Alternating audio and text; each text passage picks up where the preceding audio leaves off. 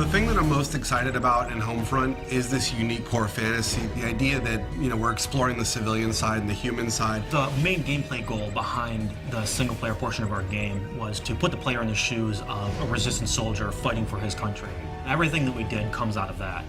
How your weapons work, how you relate to the world, the kind of missions that you go on, it all comes from that. In a lot of shooters, you have the best equipment and great number of allies and an army behind you. In this case, you're civilians turned freedom fighters, and you have to fight against this greater force that has better equipment than you do.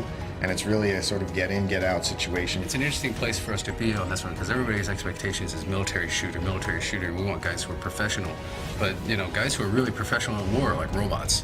And for us, they're not professional military people. They're resistance fighters. They're all civilians. When it comes down to realizing this world, this fallen America, this occupied America in the game, we really wanted to establish some key moments or key shots where you come out of an opening and you see this big, huge, expansive environment revealed before you.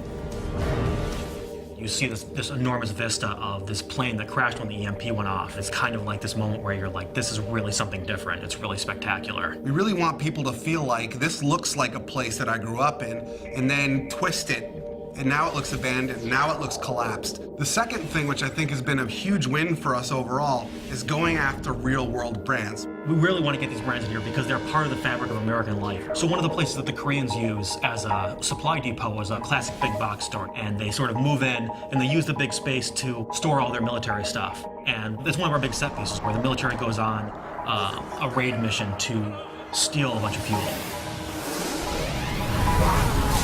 Consequence of violence is something that we're focusing on in the game. War is not a pretty thing, and there's not always lots of positive events that come out of it. It's actually very dark and tragic, and we want to show that element in Homefront, which you don't really get in a lot of shooters. Jake, just put them out of there, Missouri. Let those bastards come! In an average FPS, you'll blow through 30 to 100 guys every 15 to 20 minutes or so. And you sort of get this what we call massacre fatigue. When you stop even caring, you don't even realize that you're killing humans.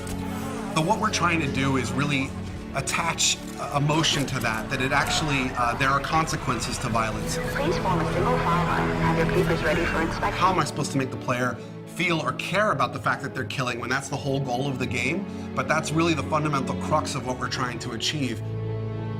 Your character in the game, his name is Robert Jacobs. He's a former pilot. He's recruited by the Resistance because they need a helicopter pilot. So Boone is a former police officer. He's the leader of the current Resistance cell and sort of the father figure of the whole unit. He's less about killing the Koreans and more about what can I do to free my people. Connor is really the key combat figure of the group. He's a little on the wild side. He's not conventional, but he's really a valuable man to have in a fight. And Rihanna is born and raised in upstate New York. She was kind of the hunter in the wilderness, and she just felt the call to join the Resistance and do whatever she could about it. The final character is Hopper. What makes him really interesting is he's a Korean American, and he has scars on his face from race riots that happened in the early parts of the war.